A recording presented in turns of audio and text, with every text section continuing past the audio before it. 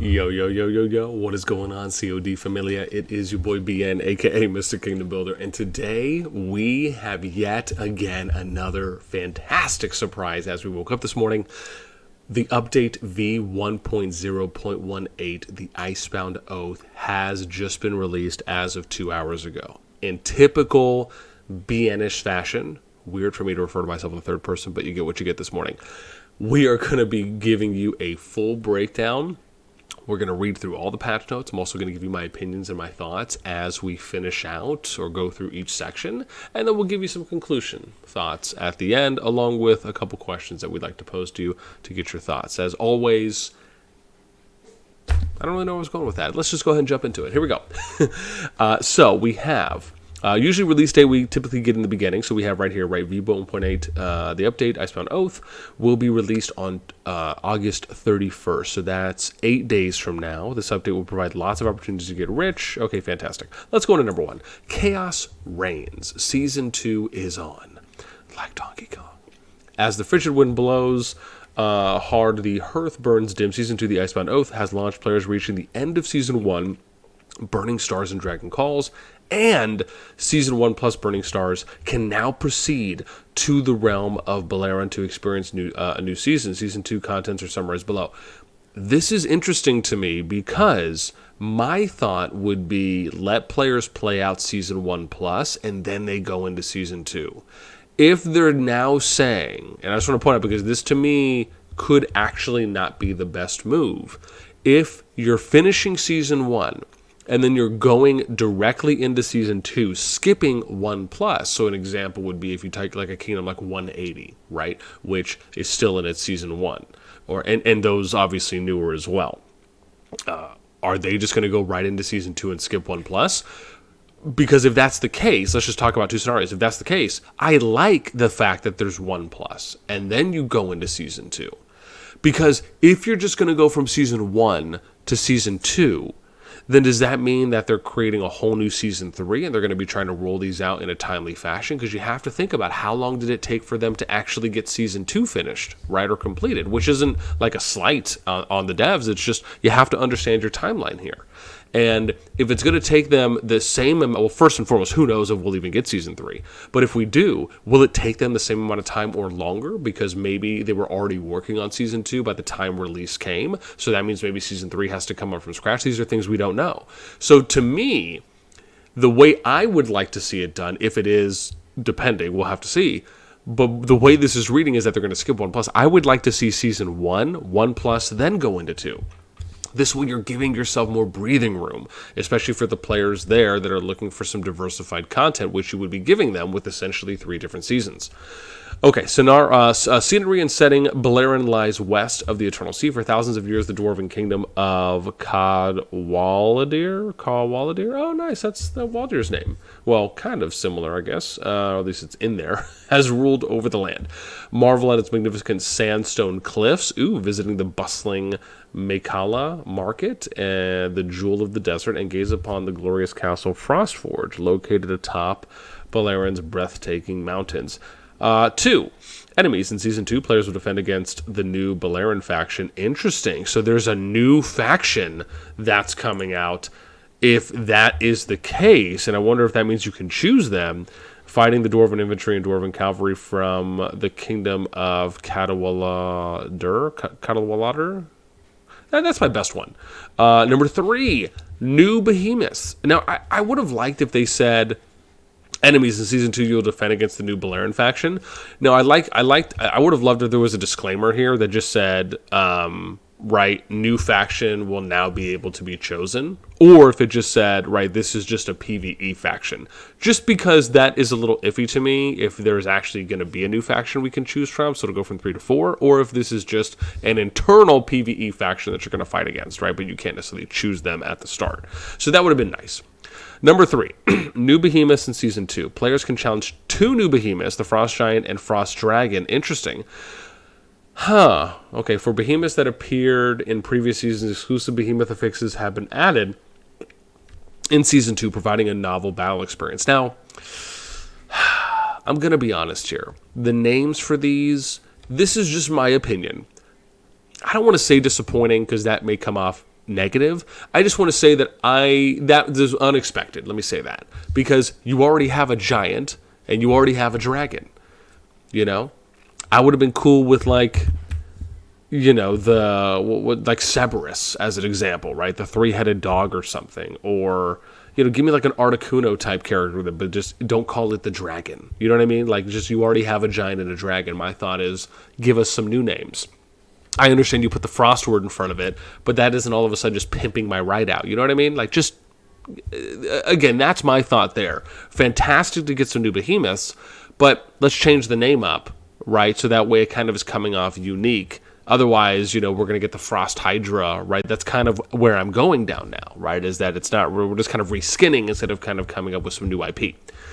Okay, number 4, season story. A great and sudden calamity, Frostfall, has ruptured the friendship between the dwarves and Temerians. Answer your compatriots' call for aid and head to Beleriand in search of the truth.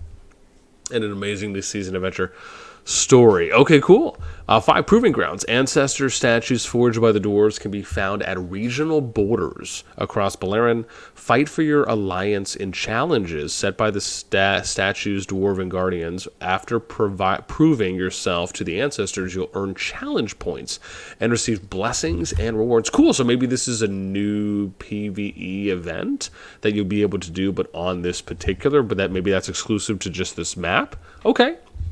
Exploration. The vast realm of Beleriand is waiting to be explored. Visit themed villages to gain a deeper understanding of each region and unlock more of its secrets. Cool.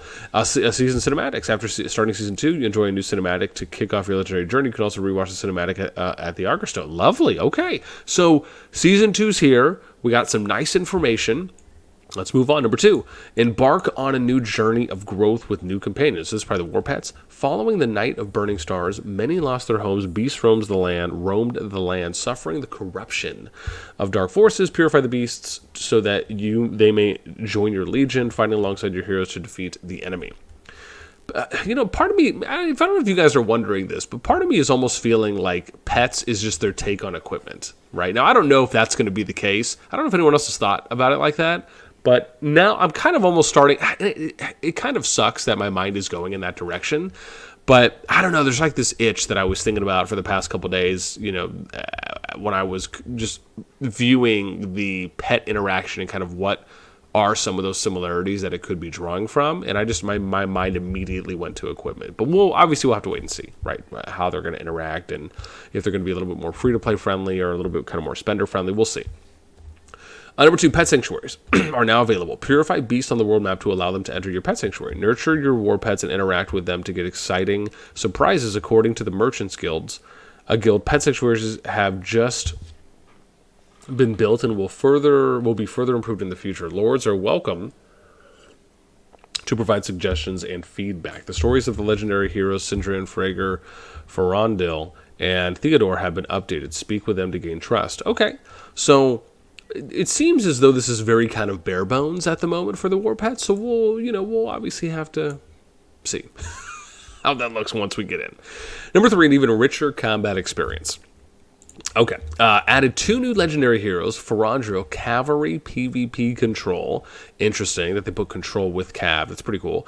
And Theodore, Cavalry Garrison Skill. So we got 2 new Cav, which, to be fair, I'm not really against, right? I like the fact that they're trying to even out the different roles to where you can get enough to essentially have 5 main. I also like how they're not coming out with a ginormous amount of heroes every single update. Yes. I feel better.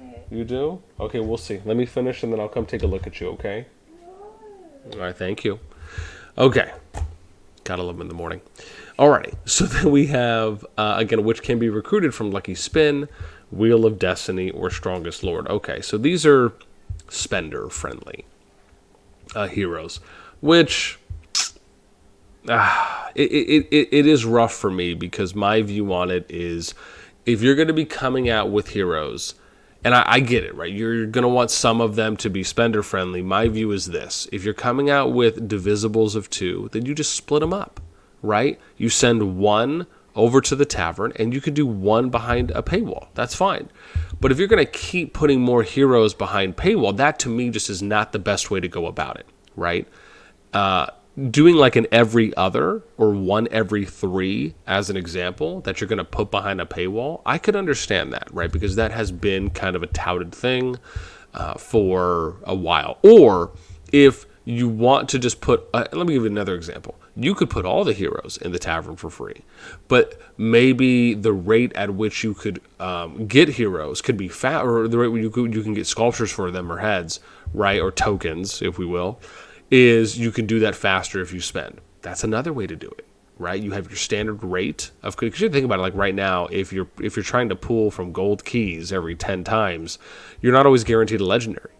So even if you allowed for each of these heroes to be in the tavern, it's still going to take a hot minute, a very long time for free to play to get all of those legendaries at max skill, which kind of always boggled my mind, because my thought is this is such a missed opportunity from kingdom builders, where you should just put all the heroes in the tavern, allow for all the heroes to be free to play, but then you can also put some of these heroes on the pay to win side of it, where they can gain them faster. It's the best of both worlds. You're basically completely appealing to free to play because you're not paywall gating any of them, but you're allowing the option for these heroes to still be purchased in these kind of paywall gated events to where they can gain sculptures faster, right?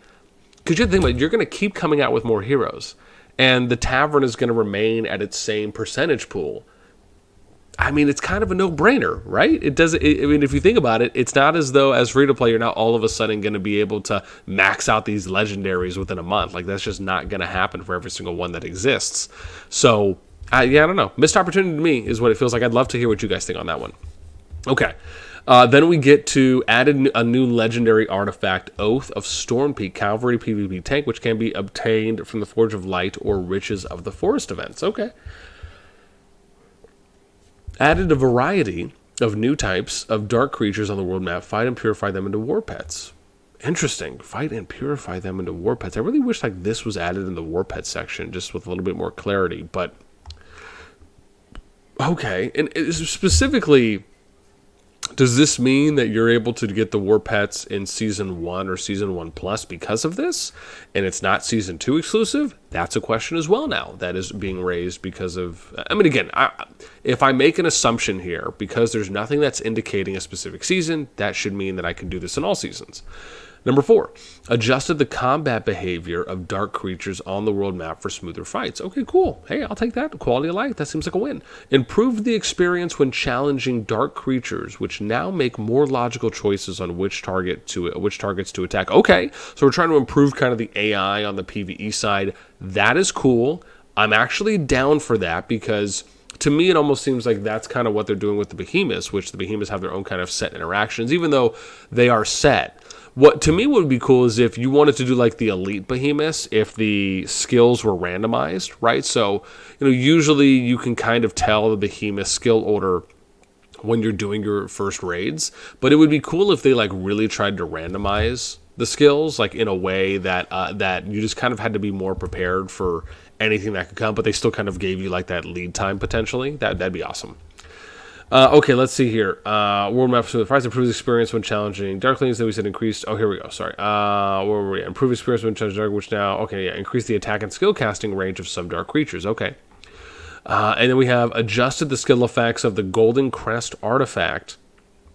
Gold Crest. I think I said golden. The immobilization effect of this artifact, Shadow Flight skill, can only trigger one time every 10 seconds on the same target legion. Okay.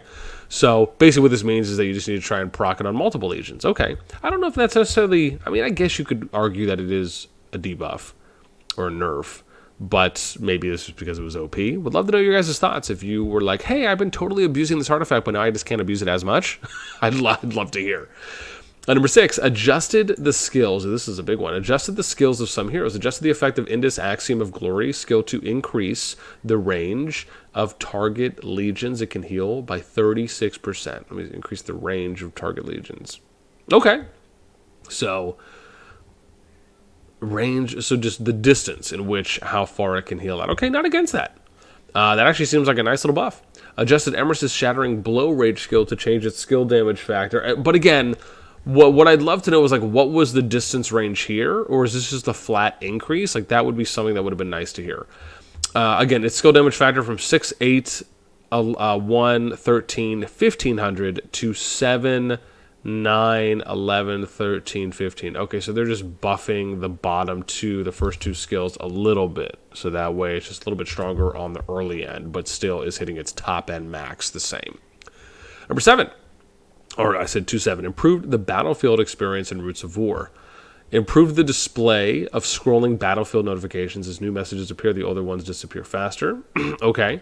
Fixed an issue that prevented using Legion markers in Roots of War. Fixed an issue, this is a lot of fixes, wow. Fixed an issue in which it was impossible to set alliance markers in Lifestone details. After summoning a behemoth on the battlefield, tapping its avatar at the top left will shift the player's perspective to the behemoth's location. After summoning a behemoth on the battlefield, its avatar will be displayed on the map at the top right. Okay. Fixed an issue in which rallied army march speed, plus 150%, was not displayed in the battlefield buff descriptions. Improved the display of battlefield buffs. These buffs are now more clear and concise. Fury of the Forest Legion damage dealt bonus. Leaves of Haste. Legion routed march speed plus 300%, rallied army march speed plus 150%. Okay, these to me, even though again, I'm still waiting for them to come out with a spectator mode or a way to review and watch or replays to watch matches, right? So someone like myself can go in and cast matches as an example, or even just do analysis. Waiting for them to do that, because to me that's the next great opportunity. But again, these seem like nice quality of life just fixes within the game mode. So hopefully this is a win. I'd love to know from you guys that play a lot of, from anyone that plays a lot of ROW, right? Were these some of the most requested things that you guys were looking for, or just some of the biggest items that you were hoping were going to get fixed? Then we get to 8. Fixed an issue with Venomous Lizard's skill effects. Venomous Lizard's malevolent, there we go, gaze skill no longer dispels debuff effects on the target legion. When a legion in a pass is defending against attacks from enemy behemoths, Legion units will no longer die. Oh, wow. Okay. Added a commander-deputy switching feature to the Legion deployment screen. Players can tap an icon to quickly swap the heroes in 2 positions. Oh, nice. Wow. Okay, so that's actually a little bit more better quality of life. I think they alluded to this in the dev Q&A that they put out just a few days ago. But guys, this is a big update. Jeez. I mean, I feel like I'm strolling through this, but wow. Number 4, more enjoyable events. Reduce the escort difficulty of the Breaking Through event in Season 1 Plus, Burning Stars, and Season 2, the Icebound Oath. 2, improved the Celestial Battlegrounds event. The status of artifacts and heroes will be reset after the player activates challenges in each stage. Updated the battlefield in the Trial of Light event, and added more heroes and artifacts to be used during challenges. Okay, sure. Welcome to all new players. Log into the game and upgrade your city to level 4 for a chance to get the Berserk Phaedrake War Pet. Ooh, okay, fancy. Other improvements. Ooh, we got some PC improvements too as well. Added the, for me, these are like the best ones. I always love other improvements because to me, it's always like the nice miscellaneous stuff that can happen. Added the supply station to the market where players can buy different types of listed resources as desired. Oh, cool. Okay. Adjusted the list order of rank 3 units on the tech interface so that the order is consistent with the ranks of other units. After adjustment, the rank 3 units are listed as follows in the military technology interface: infantry units, cavalry units, marksman units, and magic units. Okay, so there's kind of aligning more so here. Number 3, improved the alliance disbanding feature. When a leader applies to disband an alliance, it will not be disbanded immediately. Instead, it will trigger a countdown based on the alliance's level of development. If no members apply to become the alliance leader, then the alliance will be disbanded when the countdown expires. Okay, nice. So really more so of a way where you're just not immediately getting delete after you hit the delete button. And then you're also giving a chance for someone else to take over if they do want. Which... I mean, so this is interesting to me, right? Because, and this kind of goes into that topical realm, and I'm not going to spend too long on it, but right, it's one of those things where, you know, what happens if, for example, you know, you're in a kingdom and you have an alliance or a group of alliances that is just, I don't want to say horrible, but let's just say that they bully, and they're just not the type of alliance that you would want getting access to your shell. So your idea is, I'm going to delete this shell so they do not get access to it because maybe they made their way to the top through ill-intended means, right? Hopefully, this is one of those things that doesn't, because this is kind of how I view this, is like on the extreme end. However, on the other end, it is hard and it is a large pill to swallow to lose out on developed shells. At the same time, given that the shells reset, which was, we're just saying shell is an alliance, season to season, really the only thing you're losing out is on the unique name, right, in that case. So it's not, in my opinion, I think the worst thing, but it's just curious, right? I'd love to hear your thoughts on this one. Then we get to adjusted the unlock conditions for the city editor feature to improve the experience of players in the early game. The city editor can now be unlocked when the city reaches level 9. Added a message recalling feature. This is something they mentioned in the dev Q&A. Players can now recall chat messages by tapping and holding a message within 2 minutes of sending it. Oh. Recall. Does that mean delete? Wow, my interpretation of this must have been wrong, because my thought was if someone pinged you in Tamaris or the world chat, there would be, like, Infinity Kingdom had this thing where there'd be a green bubble that would pop up if someone added you in the chat, and then you could click on it and it would take you to the last message, and then work its way forward that someone pinged you in so you could see what they said. But this almost seems like this is a message deleting feature where it says you can now delete your message within 2 minutes of sending it. I'm actually okay with being able to delete messages. However, I'd love for them to go a step further. I'd love for them to do something like what I mentioned, where if you get pinged in the chat, then you can go to that, right? There would be a bubble or something that when you log in, if you've been pinged, you can click on it and it'll take you to what they said. I'd also love for them to add some type of Discord reply feature in there as well, where if you reply to someone, it would then allow for you to see what they said and then for what you're replying to them in, right? So if someone else is reading through the conversation, they can click on the reply, it'll take you to the reply or to the first post, and then you can see what that person said as well. Okay, number 6, PC improved. So we're basically almost done. Improved the screen adaptation for PC. When playing in full screen mode, the full game screen now appears properly even on widescreen monitors. Number 2, improved mouse commands for PC. You can now right-click a Legion's avatar on the world map to give it a command. Oh, wow, cool. Improved the appearance of hover over effects for PC. When the mouse hovers over a city, map, building, or other interactable object, clearer and more suitable effects will be displayed. Okay. And then as always, right, make sure you guys fill this out and give them feedback. So I think my thing that I feel like is a little bit of a missed opportunity here on the PC side. Now, bear in mind, maybe they already had these set to go and there was just no way to add these things in at the last minute. Maybe we'll get that in the next update for 0.19. However, I think something that we've been seeing a lot, and I've been becoming more aware of this, is that if I'm watching large-scale fights on my phone or on a tablet from others that have told me in some videos that I've watched, the big wars are definitely more seamless compared to when we're on the PC client, right? Everyone pretty much knows about the Hector Al Grande, shadow glitch person that shows up, right, when just things are going completely bonkers in a large-scale fight when you're watching on the PC client. So I would have loved for them to address that, even if it wasn't going to be an improvement, but it was something here that said, number 4, we also understand that there's been, like, something to the effect of, we from feedback we've been getting from players, we know that there's been a certain amount of lag that's been happening on the PC client. We do plan to address this in future updates. Something like that would have been great for them to add in, right? So that, I think, was a little bit of a missed opportunity there.